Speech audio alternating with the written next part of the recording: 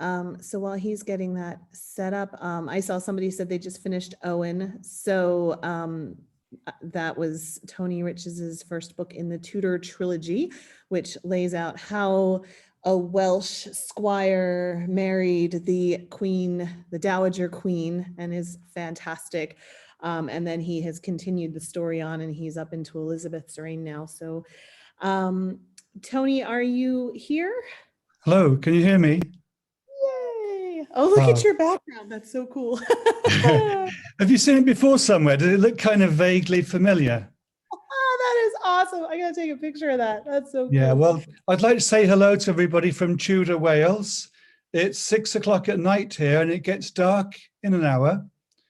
But I know that people are all over the country, but just for you to know, I've got the lights on. So, and I have got some slides. So I just thought it would be more interesting than staring at me. I put some pictures up, some of which I took myself, and I've actually brought with me one of my most treasured possessions, which I think you've seen before, but some people won't have seen, which I'm going to try and show to the camera. And the other thing I wanted to say, while I remember, is that I'm very conscious that some people have read all my books, so they'll be absolute experts on the Brandons, whereas other people might not really know, or they know half-truths. Or so what I've tried to do is to give a quick sort of overview, but dip in with some interesting details as I go. And of course, I'm happy to take any questions at all. And what would be particularly interesting is if I get a question I can't answer, that would be exciting. It does happen sometimes, like what day is it today, or what happened to September? I can't answer those at all. Awesome. Well, I'll tell you what, if you want to share your screen, just down at the bottom, there's that share screen arrow. And then I'm going to go ahead and mute myself so you don't pick up my background noise, and we'll let you talk, and then I will monitor the chat. And so when you're, I guess, do you just want to have the questions as they come in, or do you want me to wait? I just want you to tell me that you can see the shared screen, because I've never done this before, actually. My son gave me a tutorial and it worked perfectly well with him. So I'm going to try and share the screen. Okay. It's coming. Yep, you've started screen sharing. There you are. We see it. Perfect. Is that okay? Yep, that is perfect. Yeah, okay, so I'll begin then. So this picture is one I took myself at Bosworth battlefield, not on the 22nd of August 1485, but on one of the big reenactments where they've got 1,000 people reenacting the battle. And the flag with the dragon on it is the person who started the whole Brandon dynasty in real sense, because he's Sir William Brandon, who was chosen by Henry Tudor as his standard bearer. And in typical Brandon fashion, showing a trait which endures throughout the whole story of the Brandons, really, he actually clung on to the standard, and rather than drop it and defend himself, he was actually knocked from his horse and killed, they think, by Richard III. So that's how the Brandon dynasty first came to everybody's attention, is a kind of heroic failure, but he did his very best to hang on to that standard. And he left behind a young son, and Henry VII took the young son into his household. And that, of course, was Charles Brandon. And Charles Brandon was really picked from obscurity and put right into the heart of the court as a kind of page, worked his way up to becoming a knight, and then began to become an expert jouster. And he was quite a character, because he fell in love with a lady called Anne Brown, who was one of Queen Elizabeth of York's ladies in waiting. And he had a daughter with her. And the deal was that they were supposed to get married when he could afford to.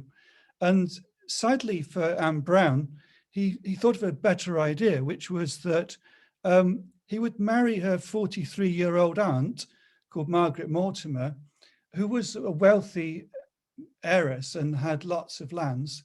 And then he systematically stripped the lands of any value, selling them off to pay off his gambling debts, and then had the marriage annulled on grounds of consanguinity, can hardly say it, and then married Anne Brown. So that wasn't even typical for Tudor times. It was frowned upon, really. And the rest of his life, he does show those kind of traits, because when poor Anne Brown died, yeah, he promptly got betrothed to his 9-year-old ward, Elizabeth, who was the Viscount Leal. And he actually took the title of Viscount Leal. And of course, he had no intention of marrying a 9-year-old, and just used that to build his position, really. And I'll move on to a picture of him just a little bit after that time. He was quite a character, and he became friends, very close friends, of course, with Henry, who was at the time not supposed to be king. He was supposed to go for a life in the church. But then, of course, when Arthur died and Henry suddenly found himself lined up to be the heir, Henry VII kind of put him on mothballs. He locked him away pretty much, forbid him from doing anything like jousting or anything which might cause him harm. And what happened was that Charles Brandon, he kind of lived his life vicariously through Charles Brandon's successes. And my theory is that he taught Henry to do jousting and sword fighting and all the sort of dangerous things behind the scenes without Henry VII being particularly aware of it. But of course, when Henry VII died and Henry VIII became king, they were very close. And in fact, it's argued that Charles Brandon was the only person that we know of that was a lifelong friend of Henry VIII, and that they never really fell out. So in 1514, Charles was made Duke of Suffolk, and that really upset people because, as you probably know, a dukedom is a very senior rank, and there were people that wondered whether he really deserved it, particularly the people that were suddenly found themselves junior to him. And in 1515, Henry VIII's little sister, Mary Tudor, was actually married off to the King of France. Now, what happened, that's a picture of her there. What happened was that she went quite willingly because at the time, she didn't really have any choice. And she knew the king was old. And the story goes that as part of the deal, she agreed with her brother that she would have her own choice of husband if and when the French king died. And it's debatable whether that story is quite true, but it's a nice story. And when the King Louis of France actually died, which was pretty soon afterwards, Henry VIII sent his friend, Charles Brandon, to bring Mary back with as many of the crown jewels of France as was possible. But what Henry didn't know is that there'd always been something going on between Charles and Mary, and they married in secret. A huge risk, because there wasn't an awful lot that Henry could do to his own sister, but there was, he could have Charles thrown in the Tower or executed for disobeying him. There's all sorts of things he could have done. What he did instead was took every penny they had and all of Mary's jewels. Charles Brandon wasn't terribly bothered because he'd lived his whole life in debt, and that's just the way he carried on. He didn't really think too much about the consequences of that, I don't think. And he knew Henry well enough to know that eventually they would get forgiven. So this is where the first book of my Brandon trilogy comes in, as it tells that story of Mary and her marriage to Charles and how that all came about and how they returned. And there's a few interesting details of that. Just see if I can move on. That they lived at a place called Westhorpe in Suffolk. And as part of the research for the book, I went there with my wife. And sadly, the actual manor house has been demolished.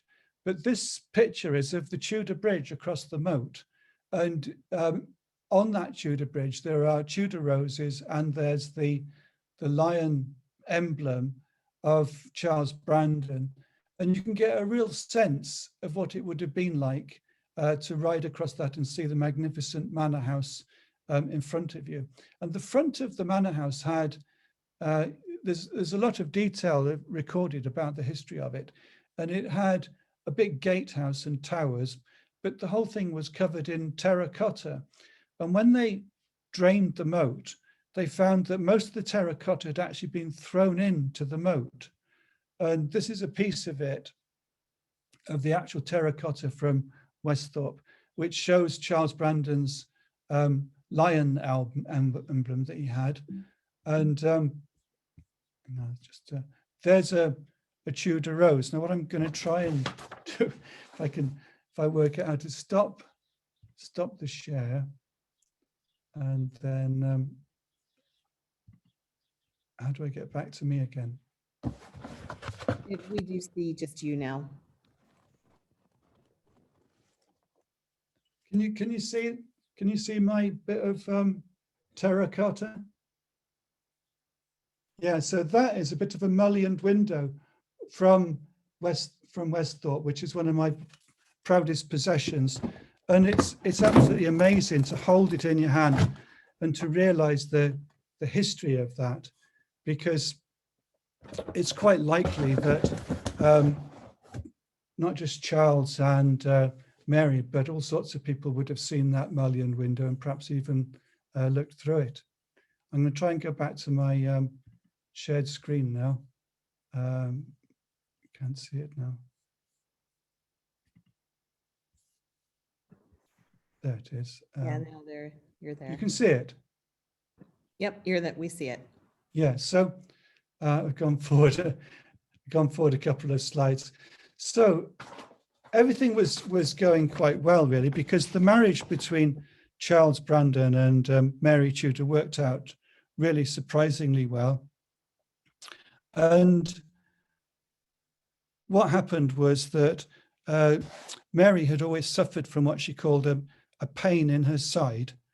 And sadly, she fell ill and died at Westhorpe in June 1533.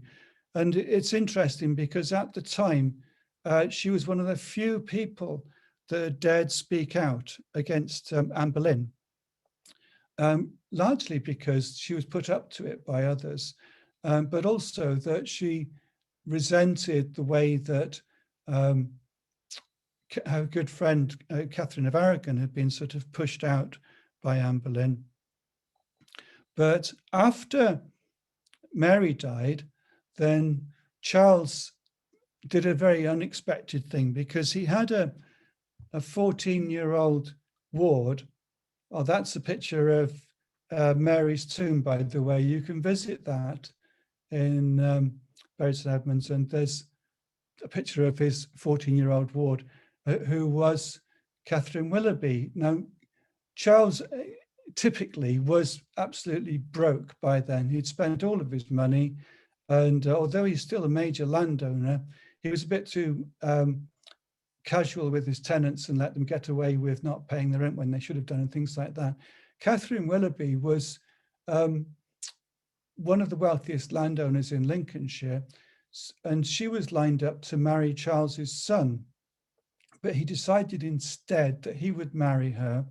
So we find ourselves suddenly that Charles's daughters have got a new stepmother who's actually younger than them, which is all a bit confusing.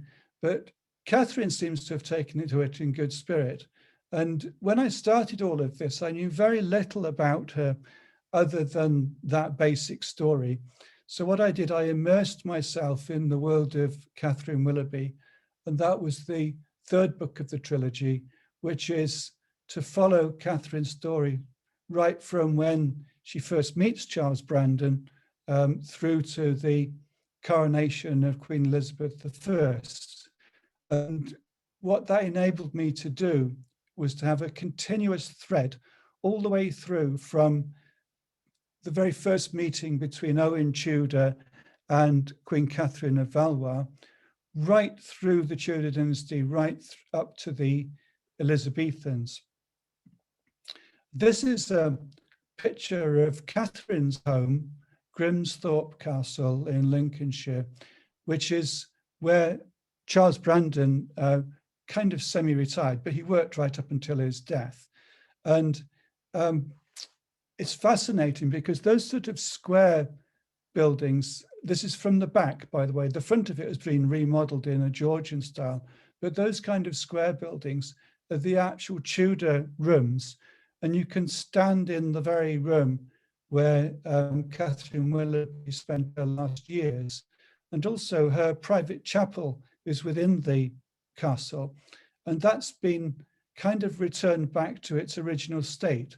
So you can really get a sense of what it must have been like for Catherine to be there. They had three, I have to think how many sons they had. They had three sons, but the two surviving sons, Charles and Henry,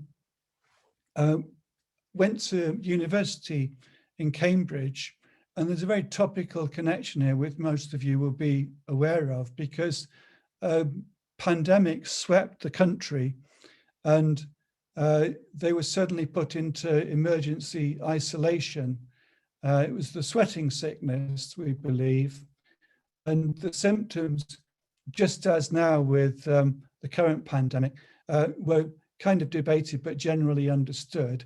The difference was that people would break into a sudden fever and die in a very short space of time. And very sadly, what happened was that the two boys died within an hour of each other, and Catherine never really got over that, I don't think. It was just too much. She survived. She did have a bit of a fever, but the loss of both of the boys was quite a big thing for her. And the one good thing about it was that Charles Brandon had already died by then. And curiously, he actually died on the 22nd of August, 1545, which is the anniversary of his father's death at the Battle of Bosworth. So that is one of the many just strange coincidences. It's something that I've pondered about and wondered how it worked. So what I've found is that by looking at the story through, first of all, Mary's eyes and tried to take it from her perspective, then to switch to Brandon's view of things, and then finally to finish off with Catherine's, it gave me a much wider scope to explain the story and to explore the people involved.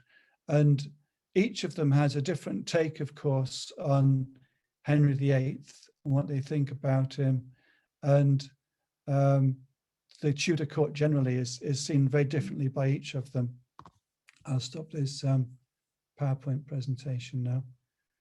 I got one more, I just remembered. Sorry, I'll go back to it. Share screen. How do I do this? That one, and then share. Can you see that? Yeah, we can see that. Yeah, I'm just trying to get back to the next. There we are. That's the Brandon trilogy, and I'm pleased to say that it's done extremely well. So what's happened is that around the world, people have actually started to understand a bit more about Henry VIII than through the conventional really well-known stories through these less well-known stories.